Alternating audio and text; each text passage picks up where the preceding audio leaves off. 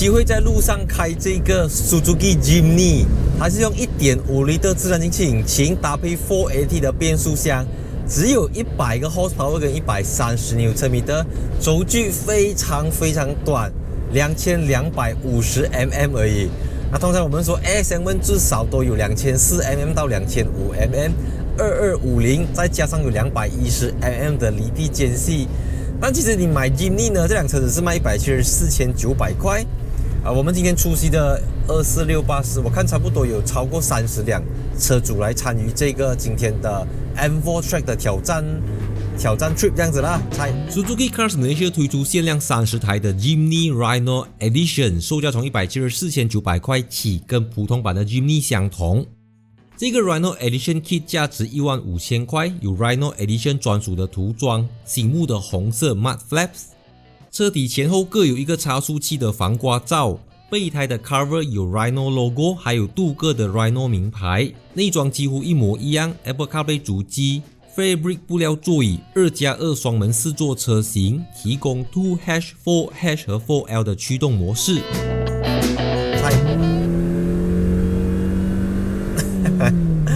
非常复古的一套 Powertrain， 它的 top speed 只可以去到140 km/h， 然后轮胎是195/80R15， 但是就像我讲的，这些东西没有人会看的 ，OK， 包括价钱也没有人会看的。当你一看到 Jimny 的 look， 当你一看到 Jimny 的造型，包括它的内饰整个设计，你就不会去在乎它到底是什么样的动力配置，什么样的动力数据 ，You don't care， 你完全不在乎，因为驾 Jimny 就是爽，带 Jimny 就是野。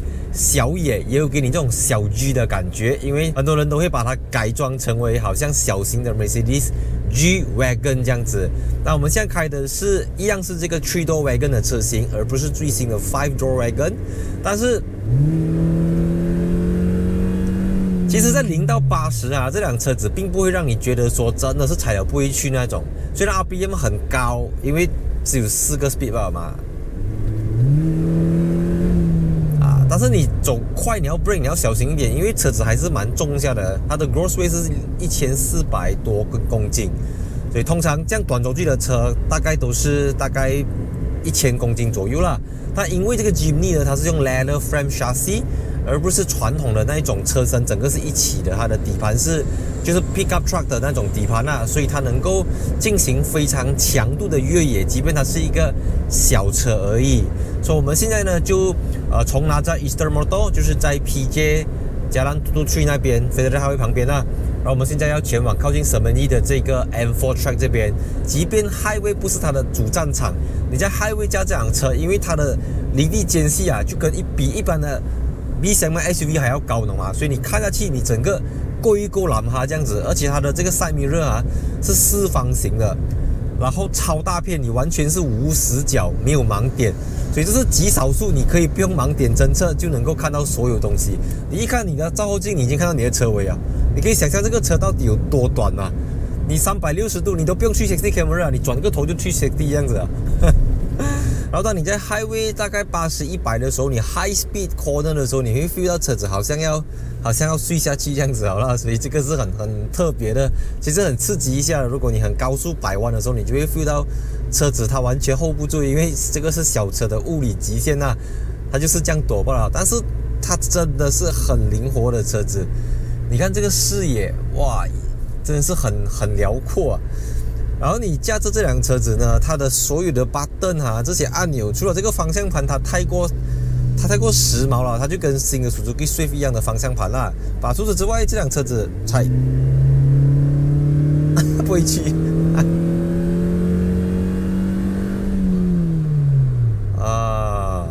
翻了几座山之后，我现在就到了呼噜兰岸。从呼噜兰岸到 M4 Track 大概要27公里。然后这27公里呢，都是这个 twisty road， 就是弯来弯去很 tight 的一些 corners。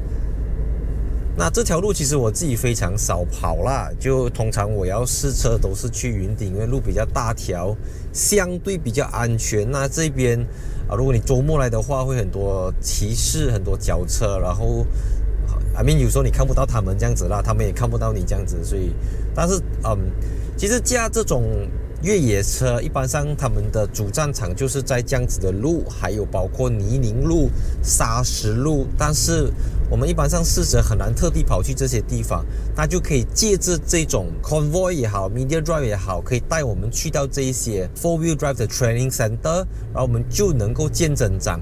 因为坦白说，我们在西马半岛来讲，平时根本不可能去走到多烂的路，也不会一生人中也可能也没有走过真正的越野路啦。那对东马的人来讲就不是这么一回事啊。我的越野经验不多啦，就上次在这个敏都路，然后去到一个叫达道的地方，然后再往里面走这样子。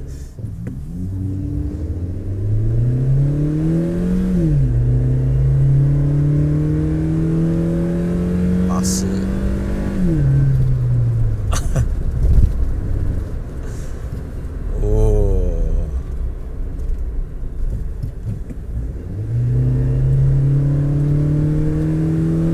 4AT，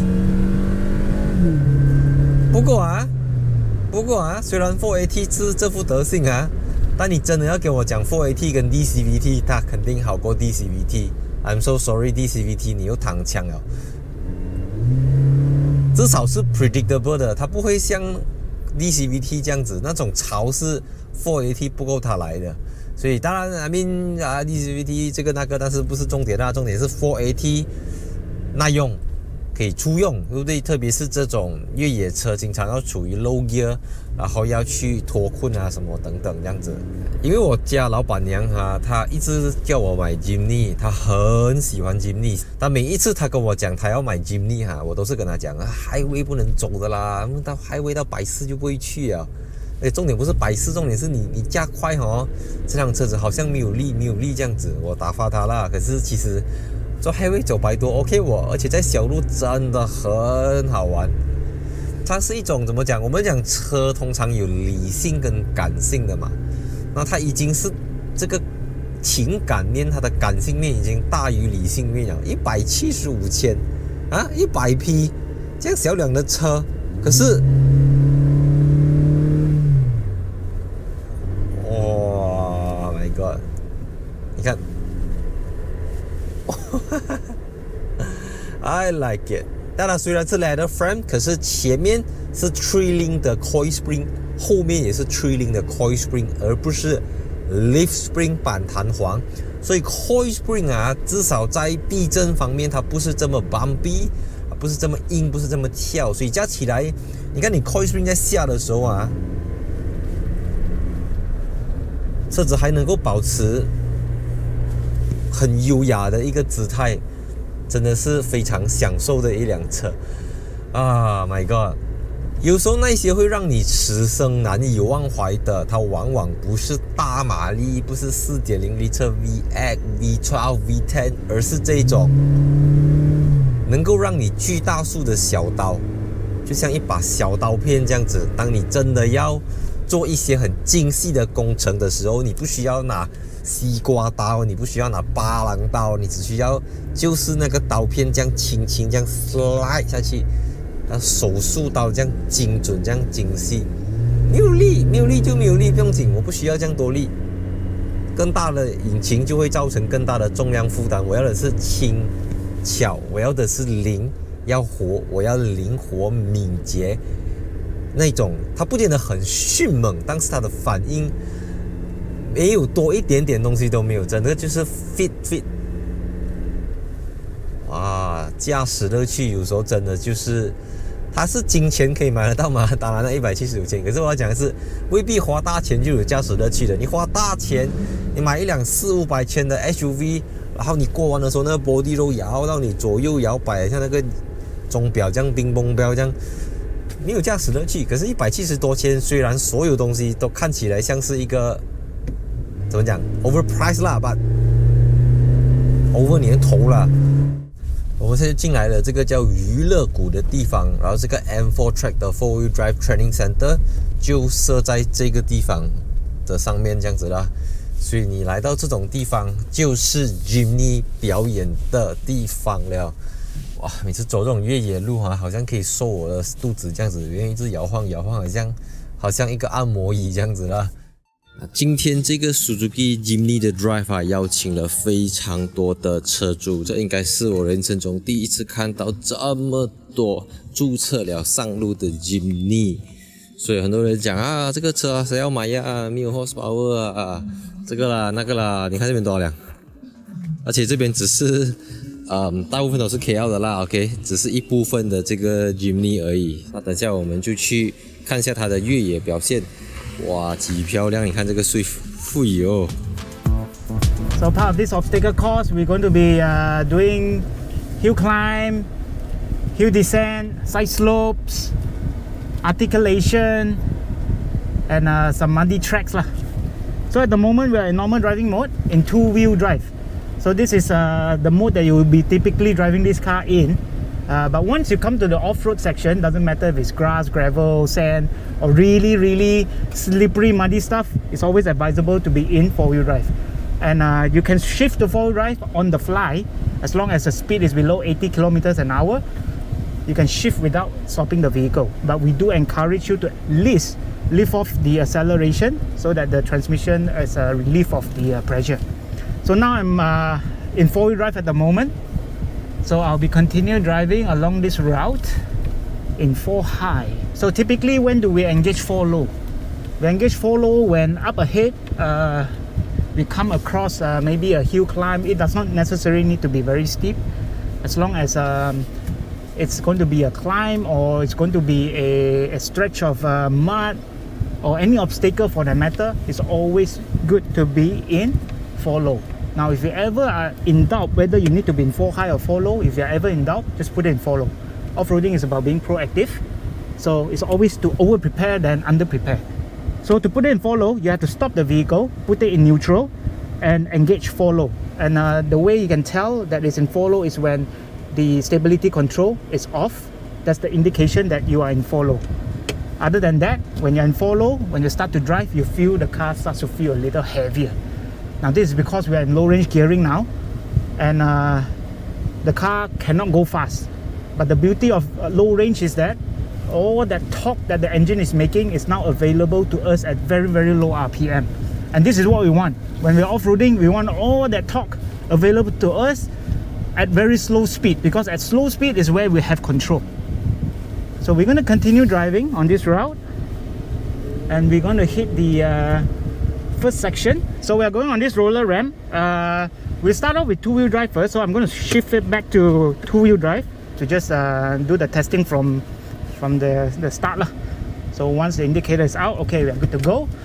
So now in two-wheel drive, as I drive up this ramp, the front wheel is going to land on the rollers, but no issue because now we are in rear-wheel drive. The rear wheel will be pushing the car forward, but once the rear wheel lands on that roller, suddenly we lose all drive to that one wheel on that roller. So now the car is 4 wheels, but all the power is going to one wheel now.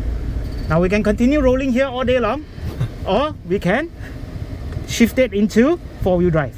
So again, 4-wheel drive, from 2-wheel to 4-wheel, we can shift on the go. And now let's power through, and straight away you notice the front is pulling the car away very easily.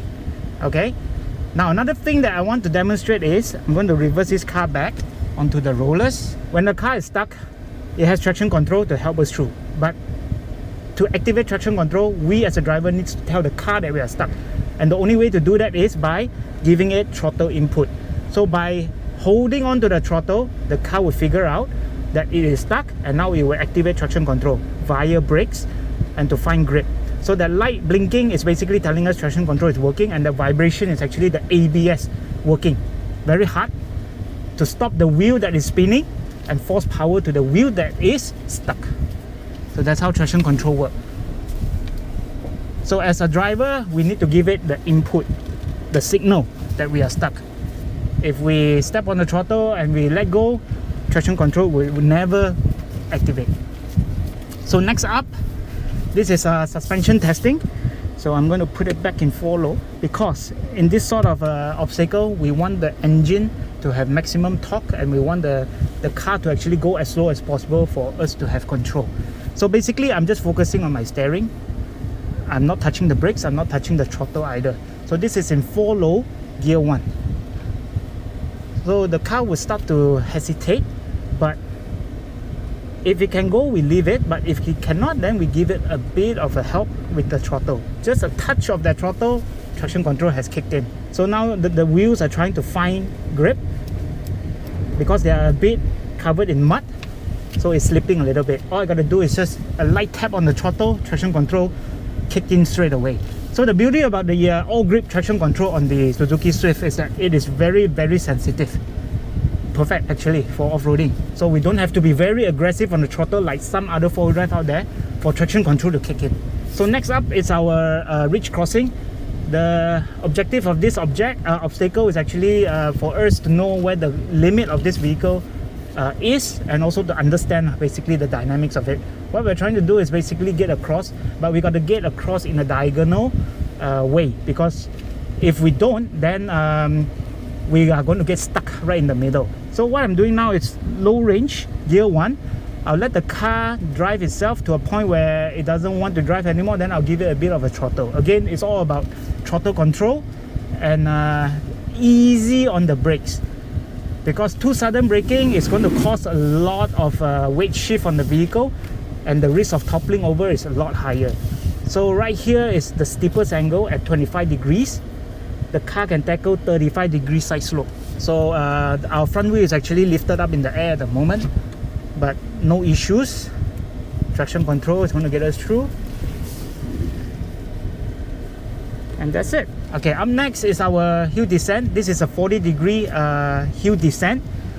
So before we attempt any hill descent, we always stop the vehicle to double check that we are in the lowest possible gear. So in case brake failure or whatever, we still have engine braking to help slow us down. The beauty about this Swift is that we have a low range gearing, and we're going to be selecting the lowest possible gear, gear 1, and it comes with hill descent control. So this is the time to actually switch it on. What hill descent control is going to do is going to do the braking on behalf of the driver, so the driver only focuses on steering that vehicle. So I'm going to lift off my brakes, and this is purely hill descent control, doing the braking and controlling the vehicle down at a very, very slow speed. The beauty about hill descent control is that it's not only used for going downhill, it's actually used for going uphill as well, because we never know, halfway trying to make a hill climb, we might get stuck. Maybe because we were in the wrong gear, maybe it was too steep or it's too slippery. So we need to reverse back down. So it's good to have hill descent control to safely help us reverse back down to recover the vehicle. So I'm going to leave hill descent control on, and I'm going to attempt this hill climb. So what I'll do is halfway up this hill climb, I'm going to demonstrate hill hold control. This is basically hill start assist. So when I lift the brakes, the car will not slide backwards for maybe 3 seconds. So the idea is to give the driver enough time to shift the foot over from brake to throttle without the car sliding backwards. So making a hill climb, the important thing is that the acceleration got to be constant. We don't want too much acceleration to a point we wheel spin. We also don't want too little that we are struggling up the hill. So just enough to get us up without wheel spin. This one is slippery, but of course today's condition is a little dry. But a few things we can learn from this obstacle, one of which is we want to be in the lowest possible gear because we want to take this as slow as possible. So to a point where the car hesitates to move, then we will give it throttle and let traction control kick in. So all that sound that is making now is traction control. Maintain throttle, let traction control take us through. Once you're through, now the car starts to slide over to the driver's side. Drivers will have a tendency to want to counter steer. Never do that on a side slope, because once we counter steer, we increase that angle even sharper, and it's easier to topple the vehicle. So maintain that steering straight and let it exit out of the obstacle. And that wraps up our short off-road test drive. We're heading back to the center. Thank you.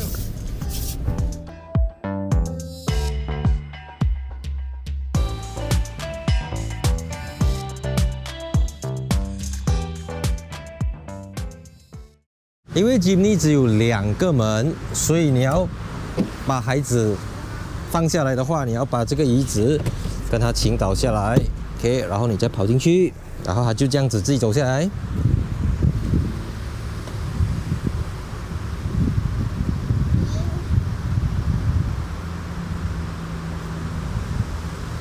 那至于这一个呢，你就要把你的 driver seat 推前面，但是我觉得这样比较方便啊，你就直接这边弄了，然后直接给他从这边走下来。